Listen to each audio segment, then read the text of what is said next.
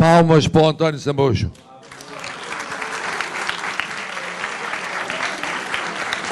Ora bom, chegaram, sentaram-se, respiraram fundo, estão em vossa casa. Agora eu pergunto, quem veio de Coimbra, onde é que está?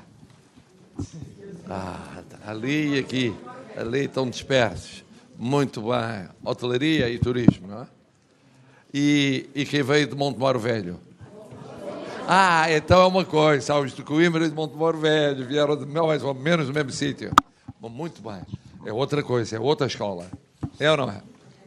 Muito bem, desenvolvimento rural. Estou a ver. É o domínio da região centro. Eu passei lá os últimos dias com o rei de Espanha e com o presidente da Itália.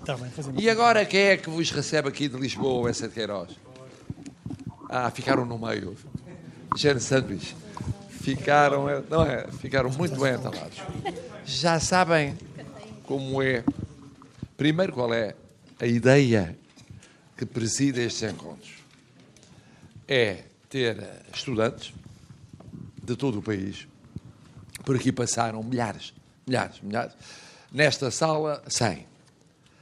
Mas quando eram muitas, agora não pode ser por causa de obras, no Picadeiro Real chegámos a ter 500. Era o caos. Porque eram 8 escolas, 9 escolas. Onde é que está a escola tal? Onde é que está a escola tal? Eu no meio dos coches, atrás dos coches e tal.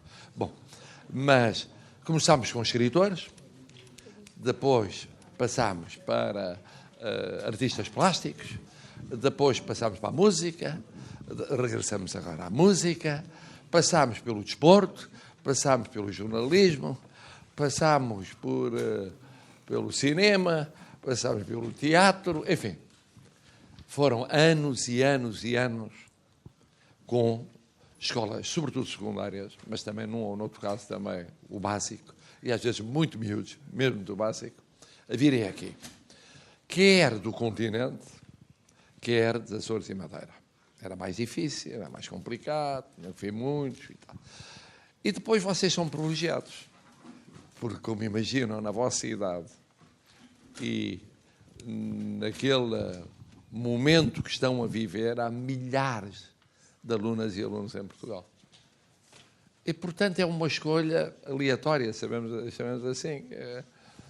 Percorreu-se o país todo, mas não foi possível percorrer todas as escolas, mas percorreram-se verdadeiramente centenas de escolas e milhares de alunos. Só que ficaram outros milhares, muito mais milhares, que não vieram. Portanto, aproveitem bem a ocasião. Não é tanto por estar em vossa casa, como sabem, isto é do Estado, portanto é do povo.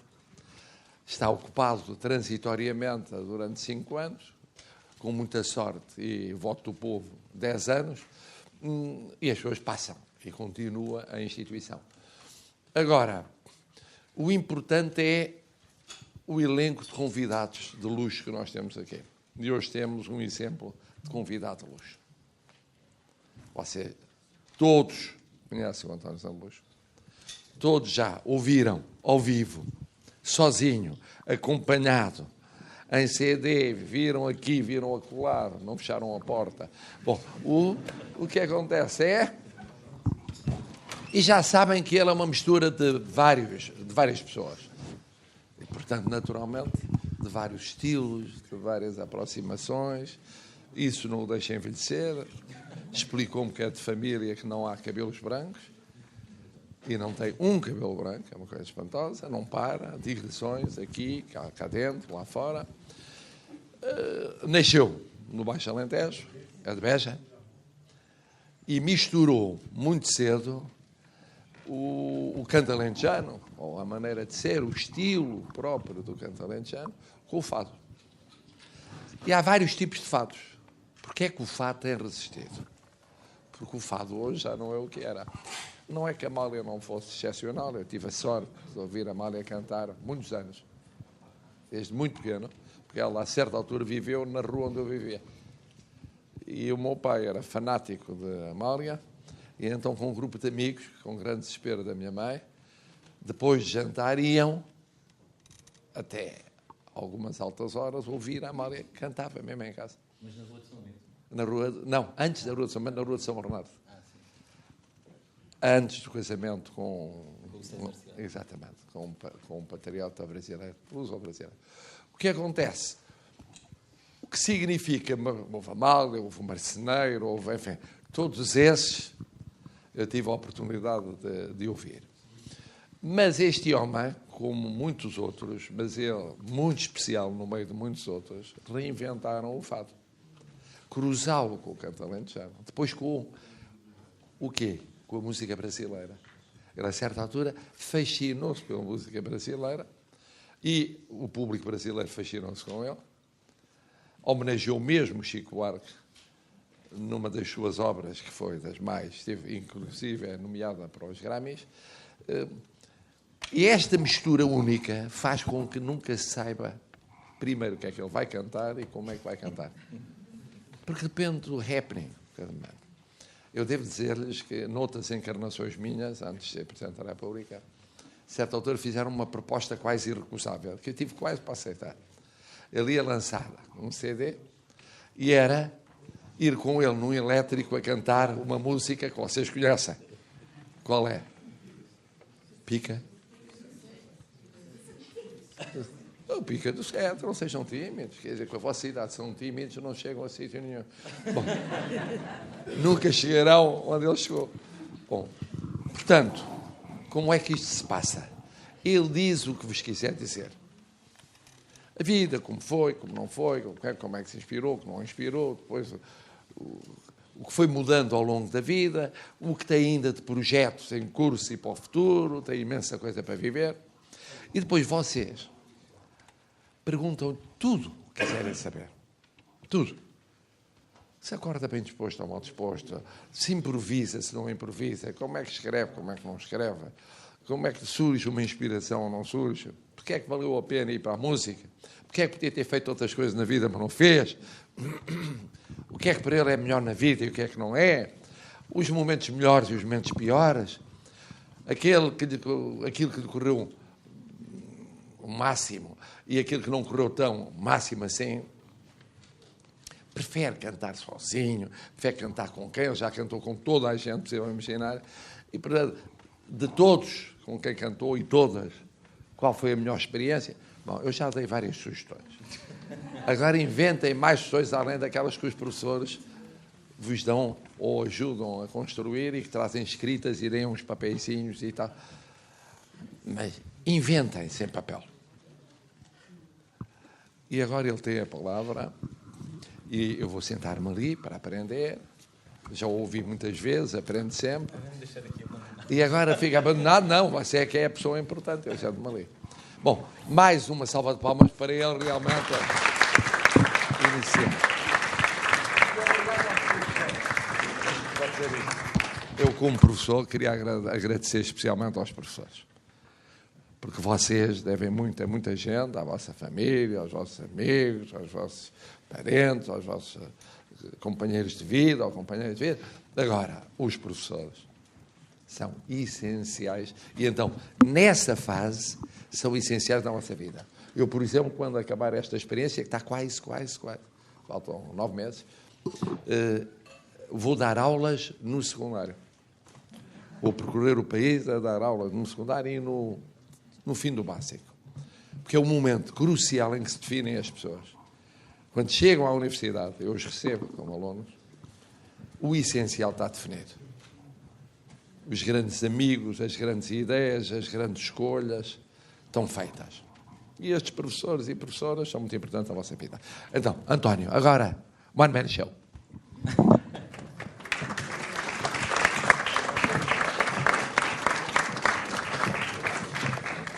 Olá a todos, o meu nome é António Zambujo.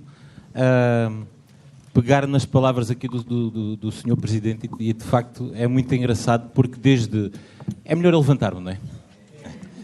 Porque logo desde o início, desde muito novo, eu sentia que a música iria ter um papel importante na minha vida. E então eu quis aproveitar isso, quis aproveitar que toda a gente dizia que eu tinha jeito, mesmo antes de estudar no conservatório e essas coisas todas, toda a gente dizia que eu tinha jeito para cantar ou para tocar, pegava nos instrumentos e tocava de forma natural, sacava as melodias.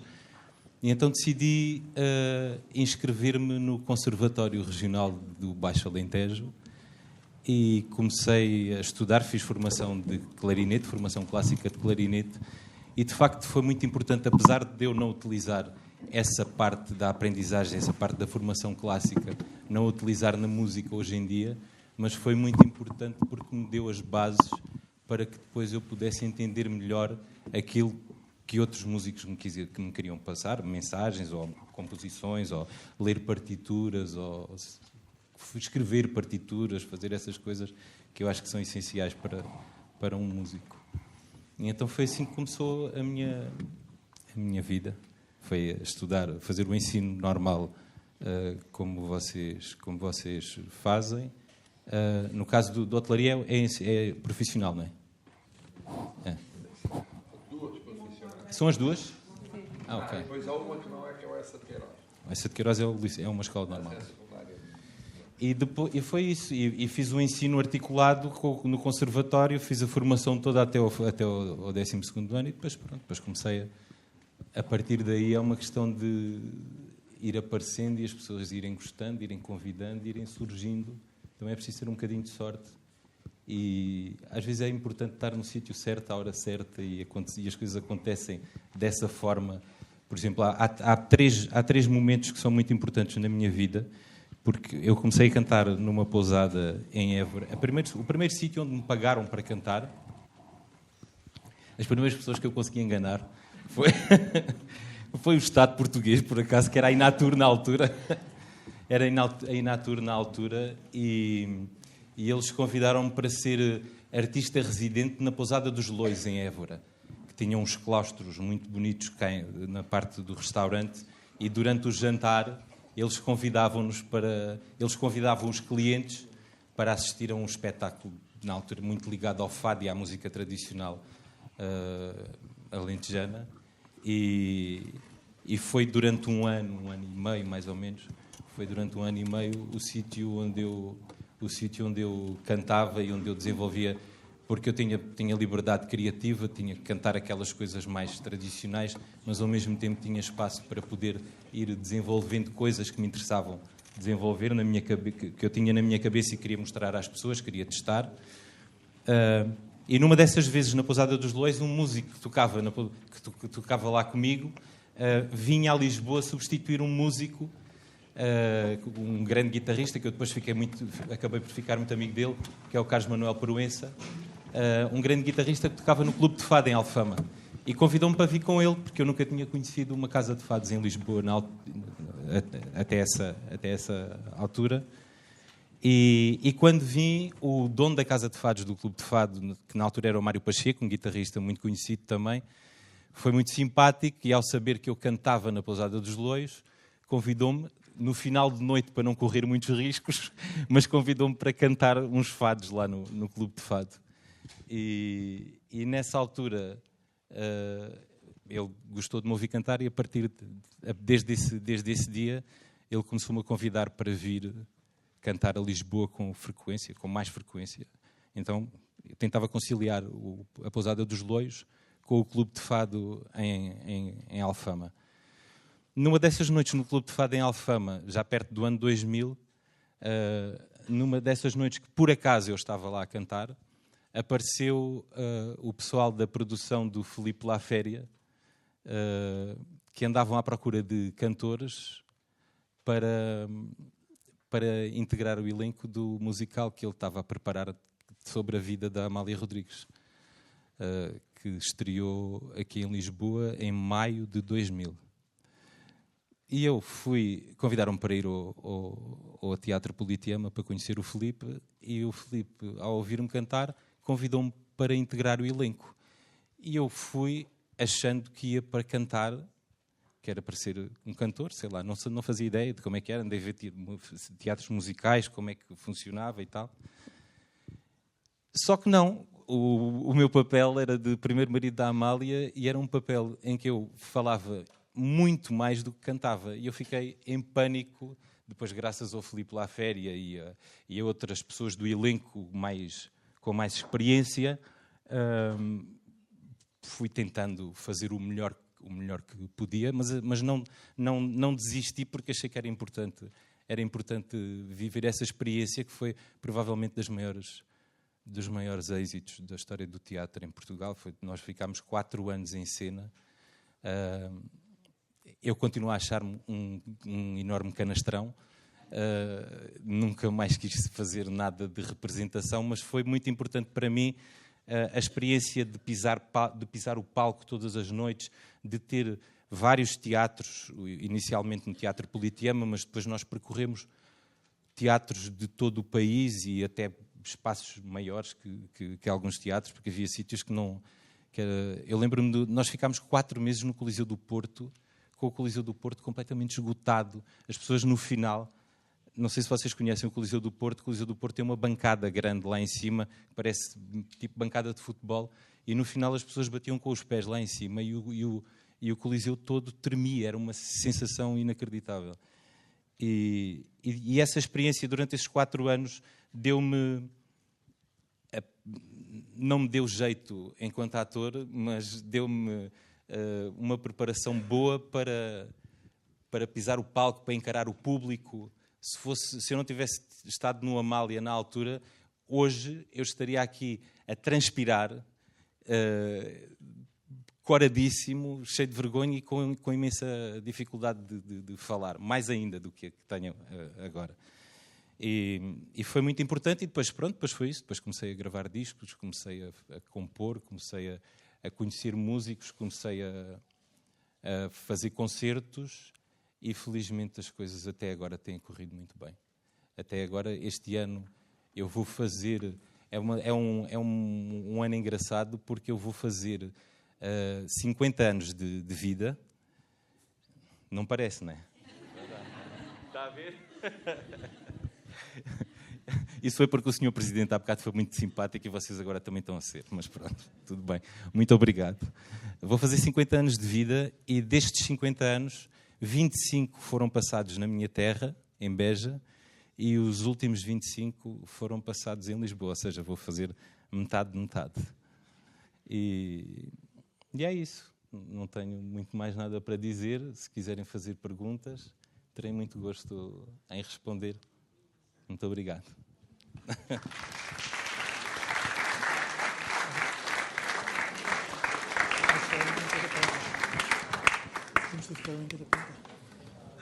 Adorei a reação dos 50 anos, já viu?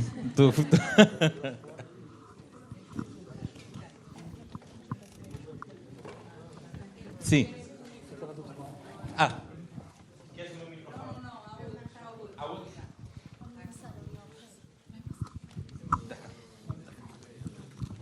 Quem é? Bom dia. Bom dia. Me chamo Samuel. Samuel? Sim. Eu queria perguntar como é que o senhor organiza todas as suas atividades e projetos. Como é que eu organizo? Sim, Bem, eu tenho pessoas que trabalham comigo nessa parte de organizar. Mas organizar em termos de quê? De agenda? Sim, como é que o senhor arranja tempo para tantos projetos? Sim. Tenho alguém que gera a minha agenda para que eu não possa falar, para que eu não falta nada, para que não haja coisas marcadas no mesmo dia, mais do que uma. E é isso. É uma equipa que trabalha comigo, que faz essa gestão. Posso fazer outra pergunta? Podes. Sim, o senhor fez faculdade e se fez ou não fez, acha que vale a pena fazer? Eu acho que a educação e a formação são fundamentais para o que quer que seja. Sim. Para o que quer que seja. Eu quando terminei o conservatório, eu fiz a formação no conservatório e tinha oportunidade na altura para continuar para o ensino superior de música. E optei por não continuar porque já tinha compromissos profissionais e então não continuei. Fiz depois mais tarde alguma formação, porque eu fiz a formação clássica e depois, anos mais tarde, fiz formação num outro género musical que eu gosto muito, que é o jazz. Estudei guitarra aqui no Hot Club e fiz essa formação. Não fiz o ensino superior todo, mas acho que é muito importante, sim. Sim. Tu és de que área? Multimédia. Multimédia? Sim. Então, acho que sim. Sim, última... Em que ano? Primeiro. Ainda estou no primeiro. Sim, última pergunta. Sim. Sim, além da música, existe outra coisa que o senhor queira fazer? Que eu queira fazer? Sim. Eu gosto de fazer muitas coisas. Eu gosto muito de fazer desporto, mas não de forma profissional. Eu acho que a única coisa que eu me vejo com jeito para fazer é música. Eu gostava muito de arquitetura na altura, quando fiz o liceu. Gostava muito de arquitetura e ainda coloquei a hipótese de fazer, mas depois não. A música ganhou mais. Sim, já acabou. Obrigado, Samuel. Próximo. Tem microfone. Ora bom, eu pergunto, eles são tímidos, têm que se desinibir. Da última vez houve aí 60 perguntas. Foi preciso correr com as escolas. Uma delas perdia um compromisso no Porto e tal. Foi um trabalho. Bom, fado, música brasileira, canto alentejano, jazz. Qual o preferido? Ou em cada momento depende? Não tem. Para já eu não tenho aquela coisa de... eu entendo, mas na minha cabeça não funciona dessa forma. A catalogação das músicas, ou seja, colocar a música numa determinada prateleira, eu acho redutor, porque a música não é só isso. A música é outra coisa. As músicas, para mim, estão nas músicas que me tocam e nas músicas que não me tocam. Nas músicas que me fazem sentir coisas boas e nas músicas que não me fazem sentir nada. E então todos esses géneros, normalmente, mas até dentro desses géneros, há artistas. Olha, por exemplo, teve aqui o Camané, que eu sei que teve cá este ano, não foi? Há pouco tempo. O Camané é um cantor que eu adoro ouvi-lo cantar. Há outros artistas de fado que cantam o mesmo género que o Camané e não me fazem sentir a mesma coisa que ele me faz sentir quando o escuto. Na música brasileira é a mesma coisa. A música brasileira há o João Gilberto, há o Caetano Veloso, há o Chico Buarque, há muitos outros artistas. A Elis Regina, de quem eu gosto muito de ouvir, até artistas novos como o Tim Bernardes, o Marcelo Camelo, o Rodrigo Amarante. E depois há outros músicos que não me fazem sentir a mesma coisa. Então eu divido a música um pouco por aí. A música que me faz sentir coisas boas e a música que não me faz sentir nada. E das suas músicas, qual é aquela que o faz sentir coisas melhores? Qual é o filho que gosta mais? Não é? Isso é aquela pergunta, não é? É difícil perguntar. Eu gosto de cantar... Eu acho que a música que eu tento, aquilo que eu tento na música que eu faço é a música servir... A música é poesia, a canção é a poesia ajudada, não é? A coisa mais importante na música que eu faço, para mim, é sempre a palavra. É sempre a mensagem que se pretende transmitir às pessoas. O meu objetivo é que as pessoas sintam, é fazer com que as pessoas sintam a mensagem que eu pretendo passar. Às vezes consigo, outras vezes não consigo. É como tudo.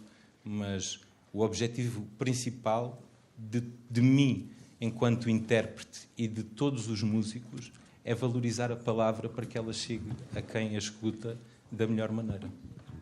É isso. Faz favor de dizer. Está aqui uma...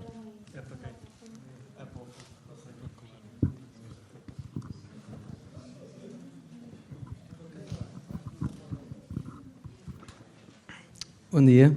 Bom dia. Então, a minha pergunta é: o que é que para si acha que é mais importante? A melodia ou a letra? É o que eu acabei de responder. Não, mas sim, mas ou seja, para passar essa mensagem na música, sim, acha que é importante ter uma ótima letra ou uma melodia boa? É como tu, quando constróis uma casa, tens de ter uns alicerces bons, não é? Tens de ter uma base boa para construir essa casa.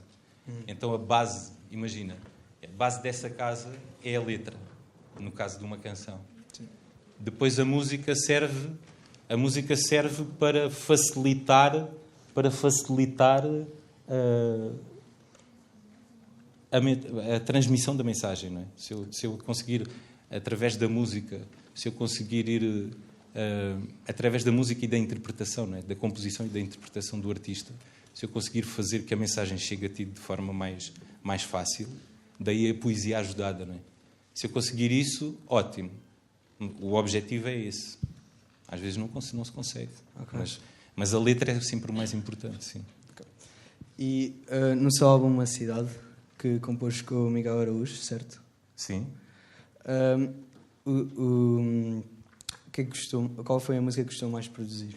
Eu sei que já respondeu que não tem uma música favorita, mas... Não, há sempre músicas... Normalmente, sabes que nós quando fazemos os discos, com exceção de uma música, ao longo destes anos todos, com exceção de uma música que aquela coisa antes de ser já o era. Há uma música nos meus discos todos que eu já sabia que ia ser um sucesso antes de a lançar.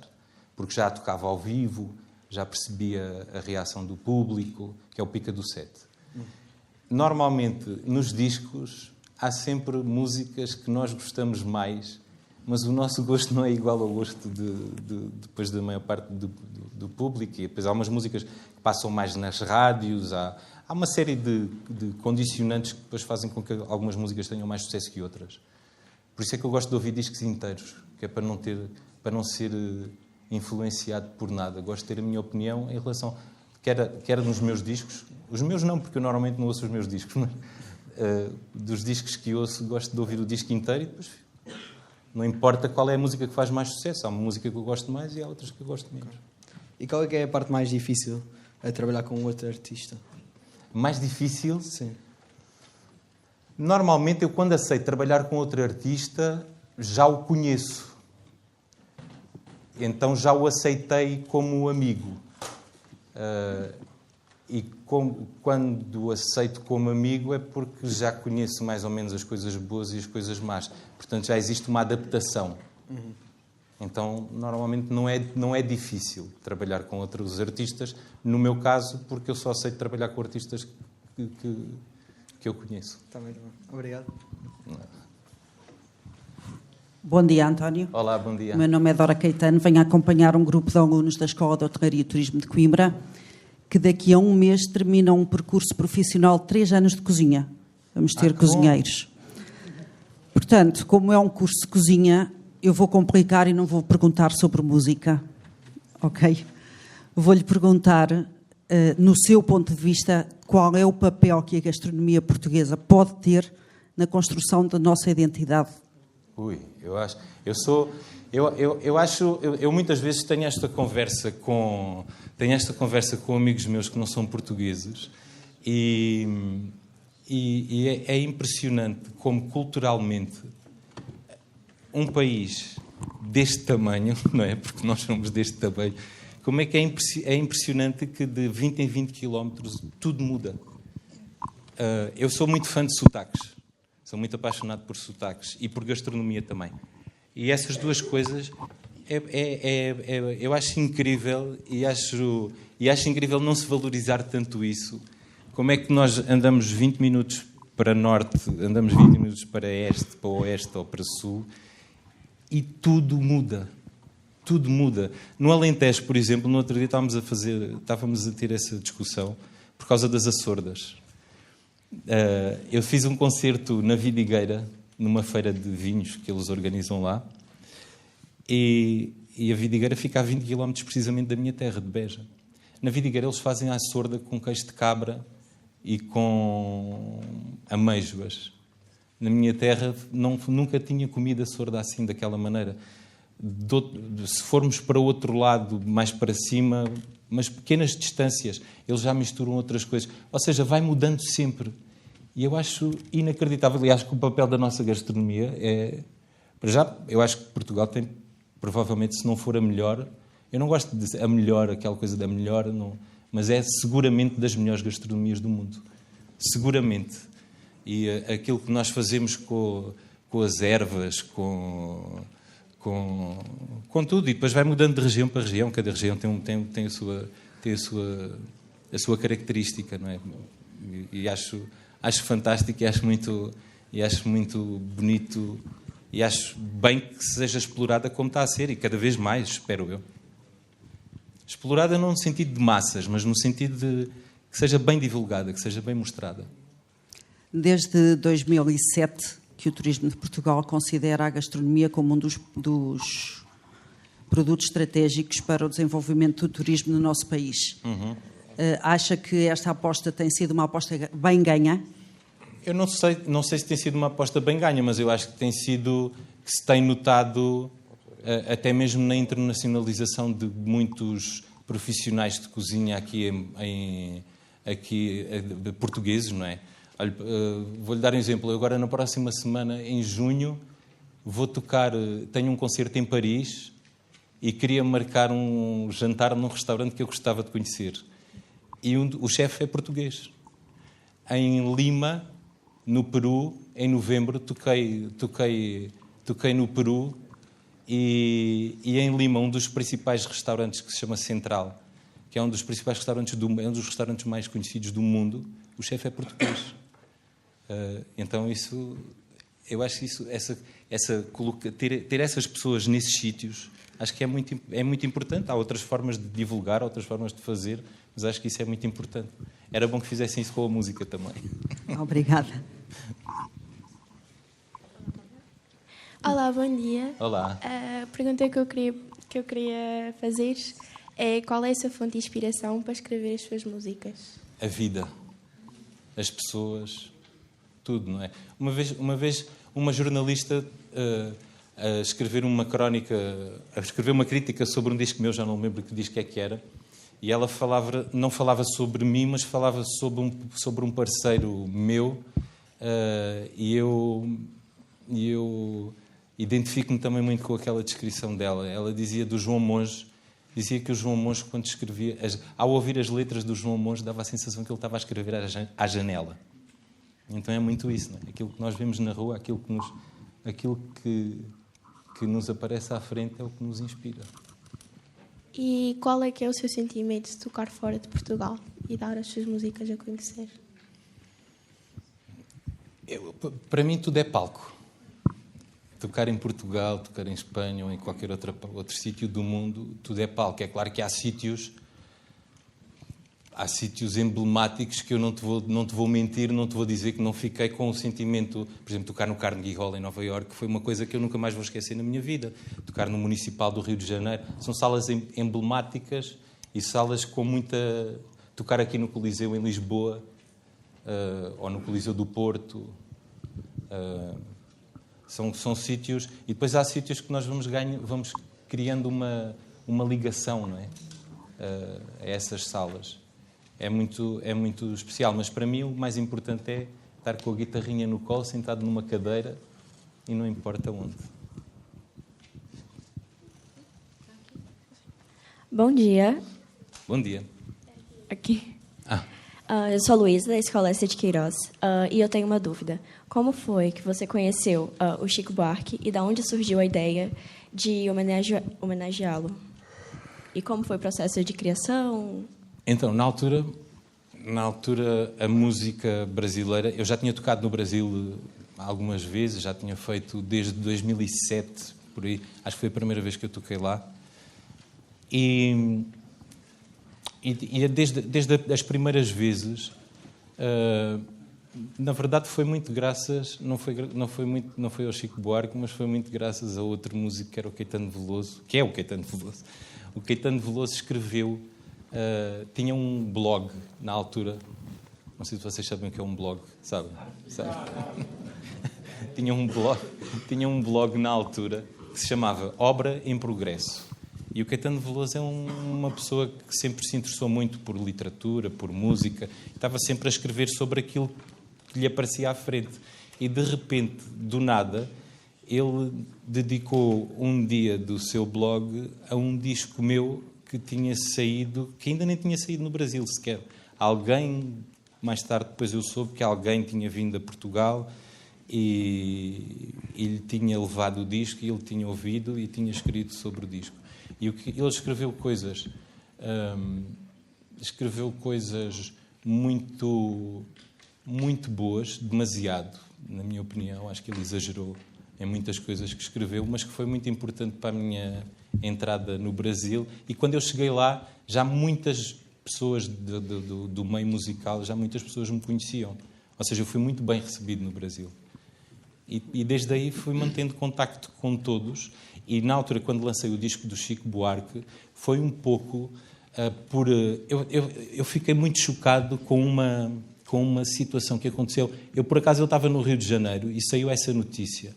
Como vocês sabem, o Chico Buarque é apoiante do Lula e sempre se mostrou um opositor do antigo presidente Bolsonaro.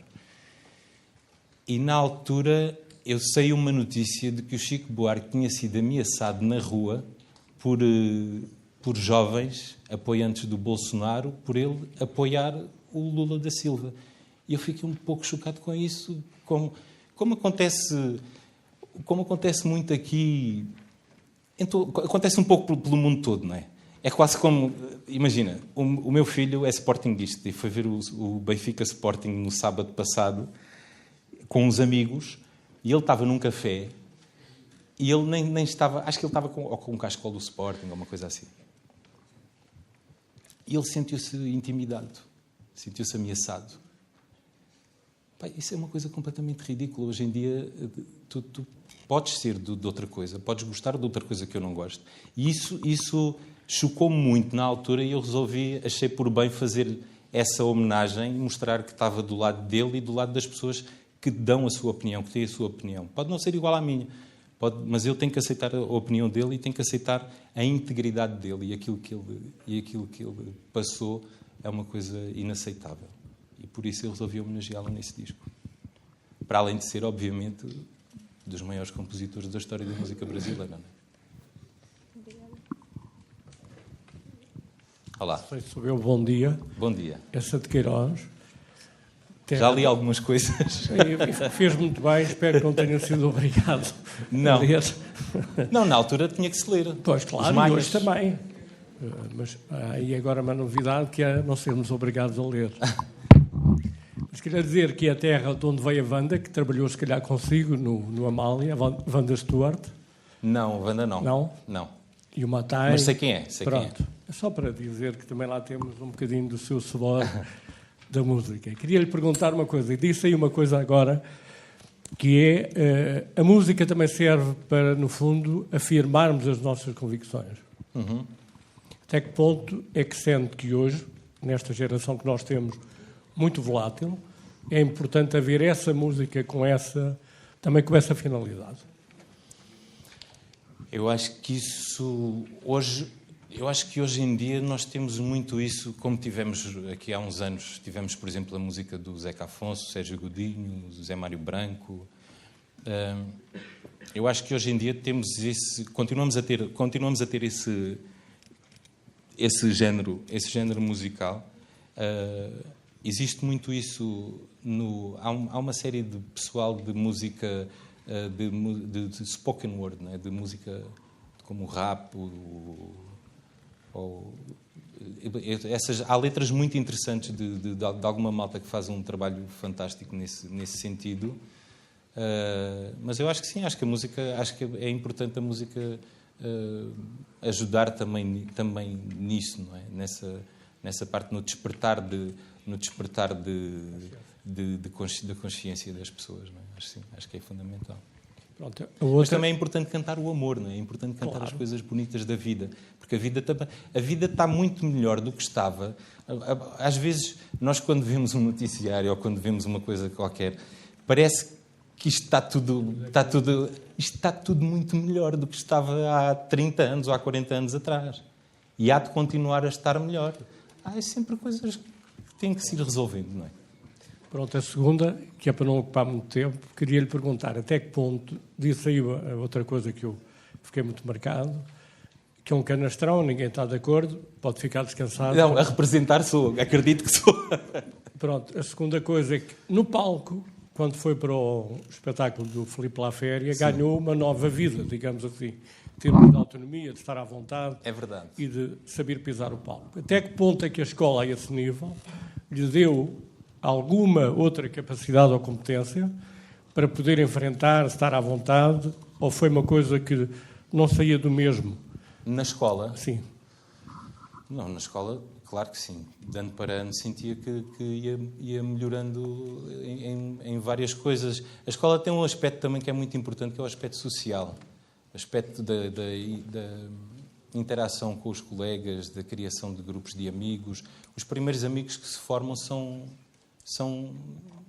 na escola, não é? As primeiras festas de aniversário nós queremos convidar os amigos da escola e na minha altura ainda se convidavam os amigos da rua, não sei se agora ainda convidam-se, não. Mas eu acho que é muito importante isso, também para viver em sociedade. Olá, também sou dessa de Queiroz. Eu queria fazer uma pergunta que era: acha que a música, assim como, por exemplo, a filosofia ou outras disciplinas, devia fazer parte, por exemplo, de um programa durante toda a escolaridade, por exemplo, para desenvolver capacidades em termos cerebrais, por exemplo, análise de letras ou melodias, ver os sentimentos que trazem?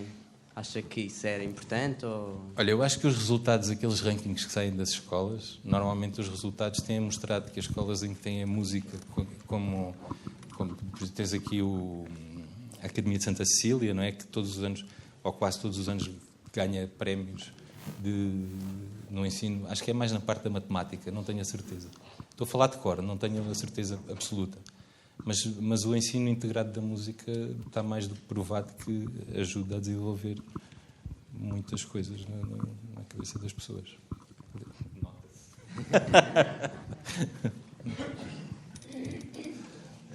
Obrigado. Tu estudas música? Eu não.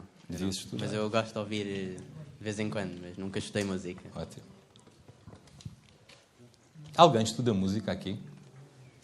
Vocês estudam o quê?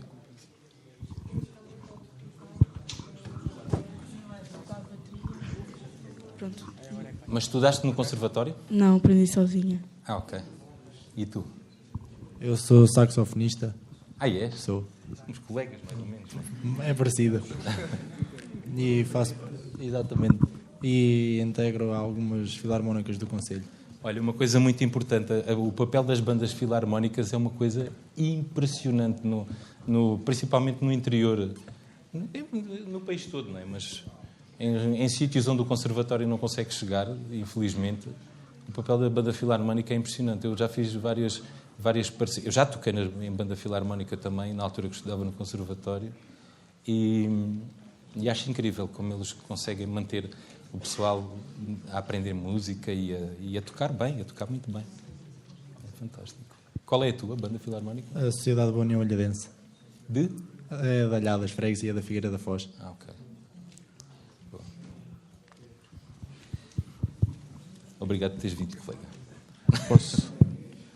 Olá. Aqui. Olá. Sou o Pedro. Qual é que é o instrumento que acha mais versátil ou que gosta mais para compor, para tocar? A guitarra. E o piano. Depende.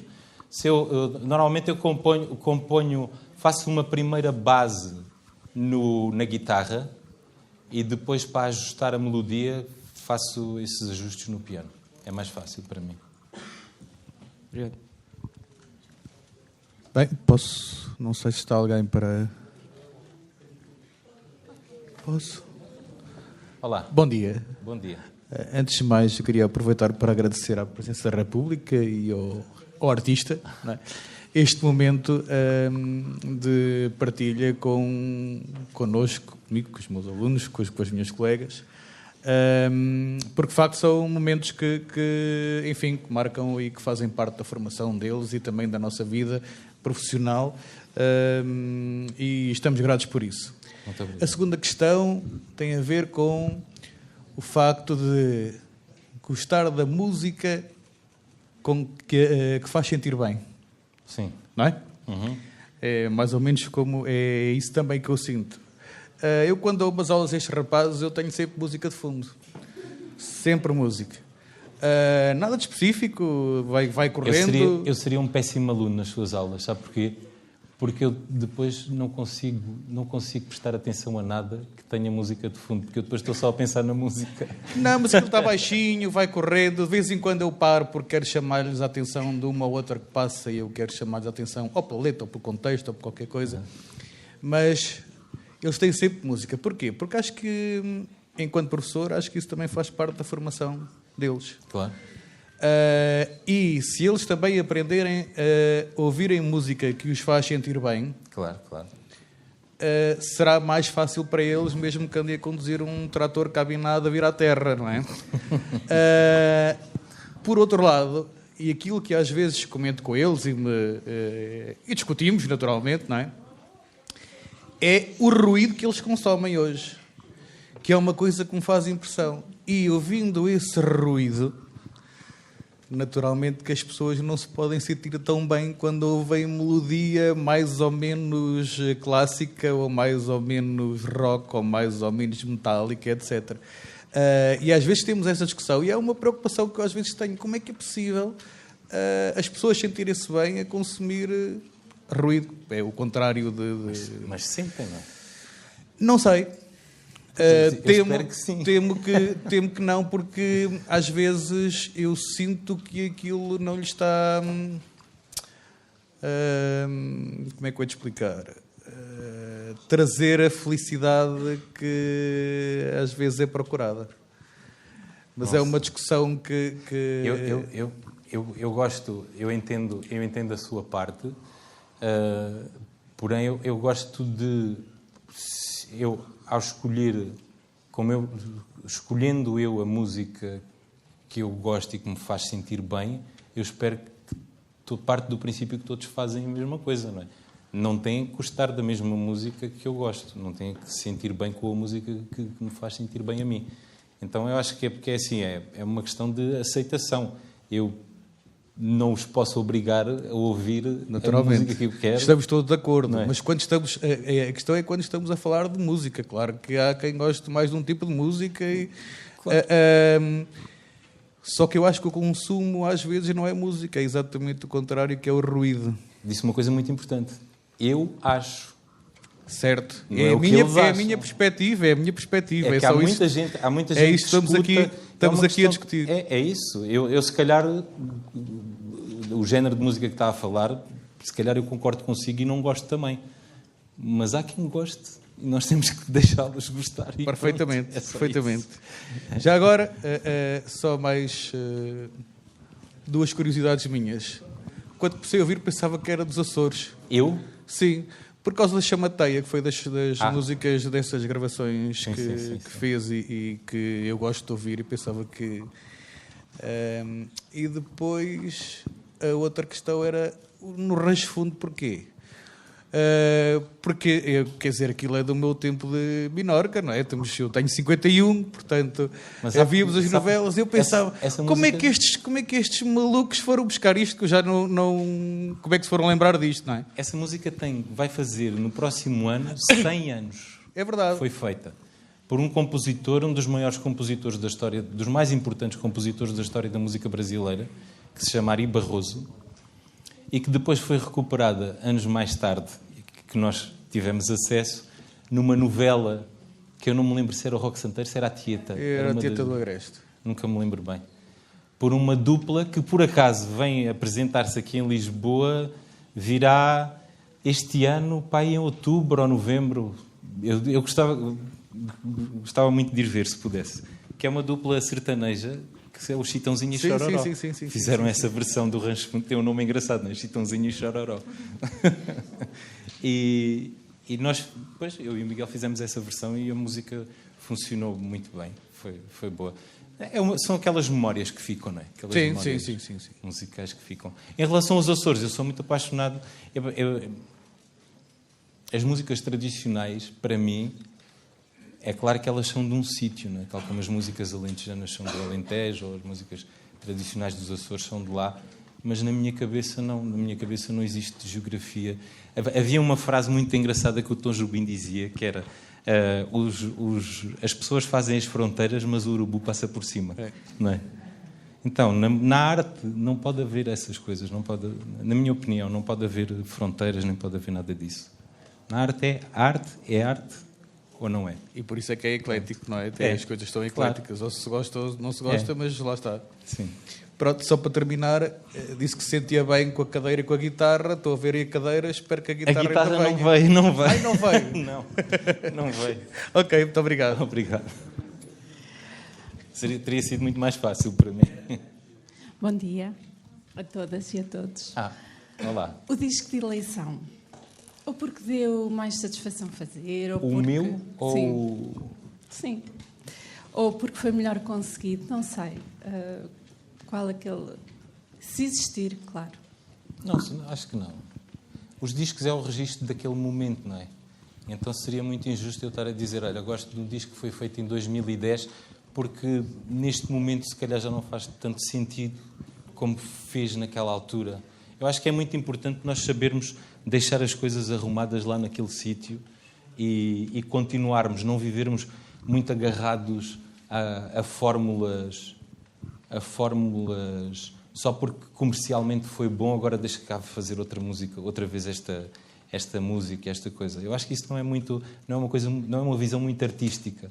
Eu acho que a visão artística é o desafio permanente, é a necessidade e a vontade de fazer coisas. Não têm que ser diferentes, mas sermos honestos com aquilo que temos vontade de fazer. E não deixar que essa parte, essa visão mais de indústria, como se fala hoje em dia, a indústria pede não sei o quê. Não, acho isso. Eu não concordo com isso. O último. Olha o que eu estou a preparar agora. Estamos a preparar um disco novo para sair este ano. É o que me está a dar mais gozo neste momento. Bom dia. Olá. Como referiu agora e tem a ver com a minha pergunta, queria saber planos para o futuro, como agora vai fazer 50 anos, colaborações com outros artistas, concertos. As coisas surgem assim meio por impulso, não é? Tipo, essas colaborações e essas coisas vão sempre surgindo coisas novas. Tenho uma colaboração permanente com o Miguel, não é? Com o Miguel Araújo, que já nos apresentámos aqui há uns anos também, não é? Era o quê? Era a Festa do Livro, exatamente. Tenho uma colaboração com vários músicos brasileiros também, mais ou menos permanente, de composição e depois, às vezes, de apresentação. Tenho um disco novo meu que estamos a começar agora a preparar. Já temos muitas músicas feitas. E é isso. Mas a minha prioridade é cantar e tocar. É só o que eu quero. E é o que mais me inspira, sabes? Por acaso. Eu gosto muito. O que mais me inspira a fazer músicas novas, onde eu componho mais músicas, é durante a passagem de som dos concertos. Não componho a música inteira, mas onde eu tenho mais ideias para compor, para escrever músicas, é nas passagens de som dos concertos. É engraçado. Tenho só uma última questão, é que como estamos aqui alguns jovens que daqui a um mês ou pouco tempo vamos acabar o ensino secundário, qual é que é o maior conselho que nos tem a dar como profissional? Ou como... Continuem a estudar. Invistam na vossa formação. Sim, é sério. É bom. Invistam na vossa formação. É fundamental. Cada vez mais, eu acho.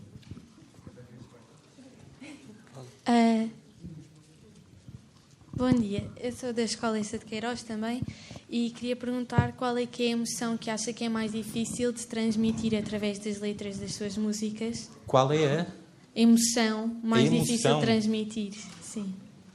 Não sei. Eu acho que é mais difícil fazer rir do que emocionar. Emocionar acho que toda a gente consegue. Inventas uma história qualquer assim. Mas fazer rir é difícil. E é bom. É muito bom. Mas não sei. Sinceramente, não sei. E outra é como é que é mostrar-se vulnerável, já que os sentimentos são externalizados nas letras? Faz parte, não é? Okay. Ninguém é de ferro.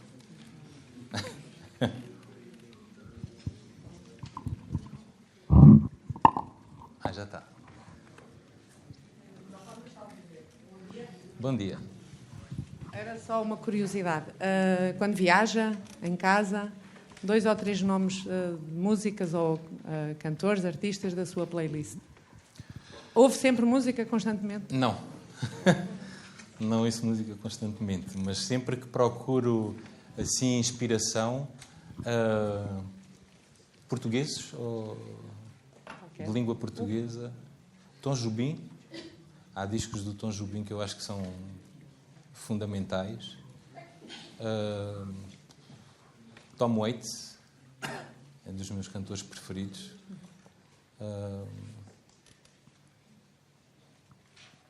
Chavela Vargas, para trazer um bocadinho dos diversos universos. Eu acho que a cena da América Latina é muito rica e e tem muita ligação aqui connosco. Há uma coisa muito interessante nesta, apesar de eu achar que a geografia não tem importância, mas a história tem importância, não é? E esta ligação que existe da Península Ibérica com a América do Sul, eu acho impressionante, acho incrível. E sou muito apaixonado por isso.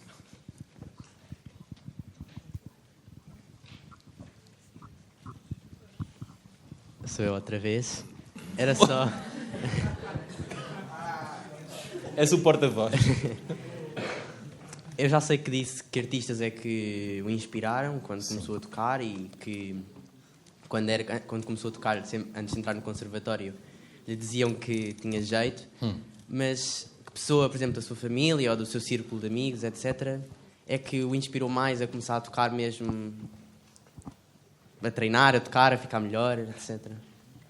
Não tinha, a minha família, infelizmente, ninguém tinha assim muito jeito para cantar. Eu lembro-me de haver uma irmã do meu pai, mais velha.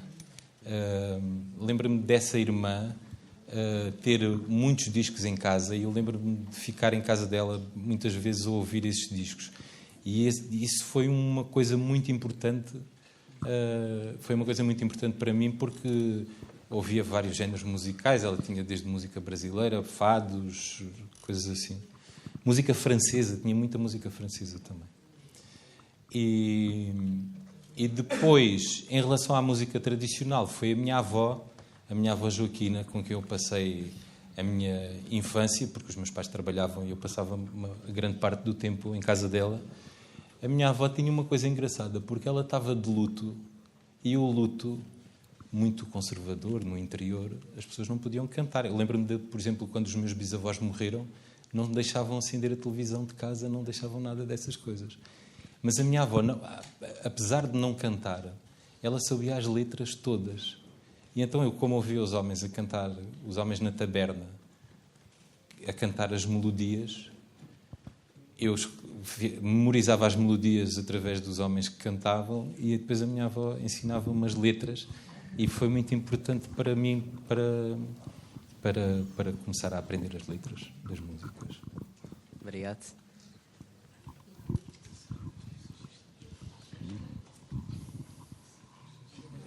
Está tudo, acho eu. Bom, posso fazer mais uma pergunta? E depois vamos lá para fora, tiramos fotografias, comem e bebem qualquer coisinha, sumos e pastéis de Belém e sobretudo aproveitam para tirar fotografias com o António. Que é o seguinte, e agora falar do homem. É tímido, não é tímido? Sou muito tímido. É alegre, não é alegre? É de inspiração assim de chato? Ou é andar atrás da letra e para a frente e para trás, ainda não está e tal? É falador? Não é falador. Tem muitos amigos? Tem poucos amigos. Gosta de socializar muito ou não gosta?